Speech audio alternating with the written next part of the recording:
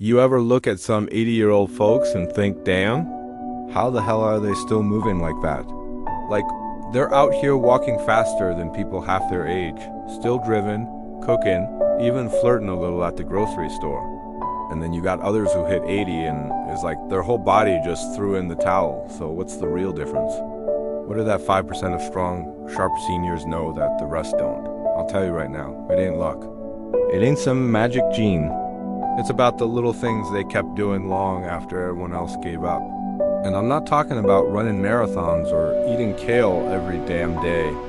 Nah, these folks figured out how to keep their spark lit, even when life kept throwing dirt on it. See, most people think aging means you just sit back, complain about your joints, and watch reruns till bedtime. But these 5%, they refuse to go out like that. They kept doing things that told their body and brain, hey, we ain't done yet. And those 5 things, man, they're simple, but they're powerful as hell.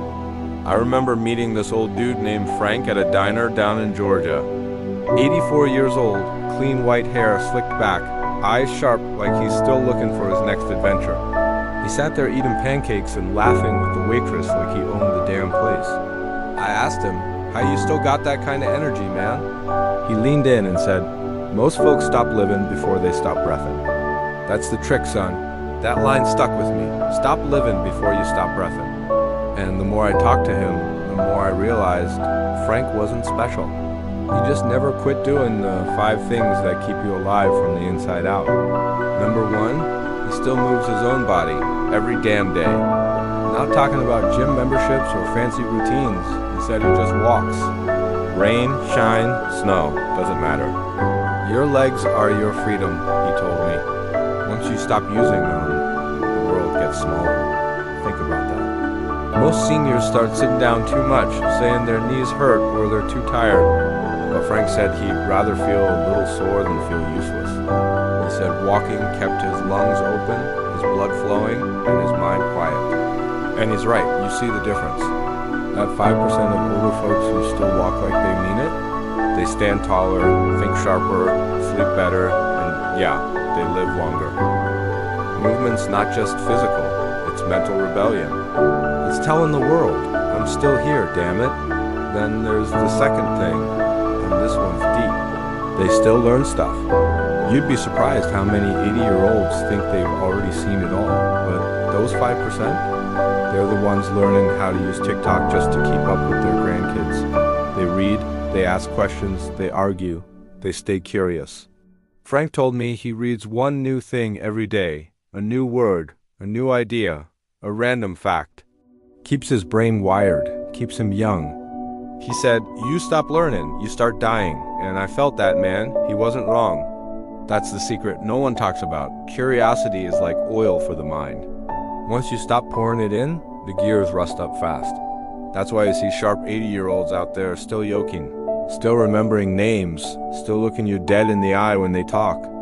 They didn't let their brain sit idle. They treated it like a muscle, kept it flexing. Frank said something else that hit me right in the gut. People think old age is a curse, he said, but it's just a mirror. It shows you what you practiced your whole life.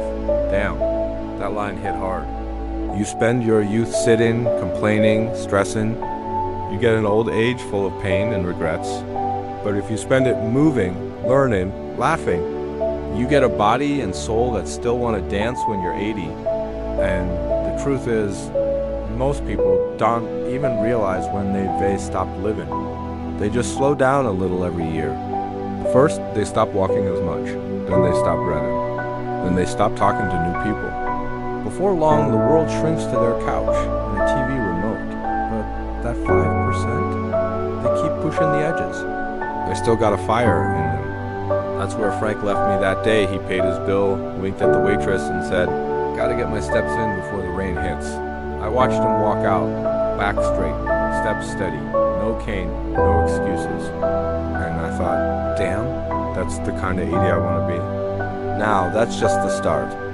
Because what Frank told me next, about the third thing those rare seniors do, completely flipped my view on what it really means to stay independent after 80. That's where Frank left me that day. He paid his bill, winked at the waitress, and said, Gotta get my steps in before the rain hits. I watched him stroll out the door, not a single limp or shuffle in his walk. And I thought, damn, whatever that man's got, I need it bottled up. A couple weeks later, I ran into him again. Same diner, same booth, black coffee, 2 sugars. This time he was sitting there doodling on a napkin, looking deep in thought. I slid into the booth and said, "All right, Frank, you gave me 2 already, moving and learning. What's number 3? He grinned. That's the one most folks forget, son. They stop connecting. See that third thing the 5% keep doing? They stay social, not fake smiles and small talk, real connections. They check in on neighbors. They still call friends from high school. They sit down and actually listen when someone's talking." Frank said, "Loneliness will kill you faster than bad food." People don't realize that. He told me how after his wife passed, he almost gave up talking to anyone. I'd sit here eating alone, watching the clock tick. Weeks went by, and I swear I could feel myself shrinking. Then one day, he said screw it. Walked into a community center, signed up for a local chess club, and never looked back. "You don't gotta be the smartest guy in the room," he laughed. "Just show up." That's half the battle. And that's what those 5% understand. Human contact ain't just emotional, it's medicine. It boosts your brain, your mood, your reason to wake up. It's why some 80-year-olds still crack jokes with the cashier, while others just stare blankly at the floor. It's connection that keeps your heart warm when the world gets cold. Frank said, "People think independence means doing everything alone, but real independence means knowing who's got your back." That line hit me different. So many older folks think asking for help means they're weak, but the truth, it's what keeps them strong. The ones who reach out, laugh, talk, and share, those are the ones who keep their spark lit long after 80. He paused, sipped his coffee, then leaned in like he was about to spill a secret. "Now this next one," he said. "This one's the hardest. Number 4, they let things go." That's right. They don't drag around old anger, regrets, or what-ifs like dead weight. They forgive, not because others always deserve it, but because peace ain't possible without it. Frank said he used to carry grudges like trophies. "This guy cheated me, that one lied, this one left me hanging," he said. "One day, I looked in the mirror and realized all that anger was just eating me alive. So I dropped it. That's what keeps the 5% looking lighter. They ain't stressing about every little thing that went wrong. Their faces don't carry that bitterness you see in people who never learn to let go. They laugh easier, they sleep deeper. They've made peace with their past." And I swear, when Frank talked about that, you could see it on him. Calm, steady, no tension in his shoulders. Just a man who made peace with the world. He said, "At 80, your body slows down whether you like it or not, but your heart, that's your choice.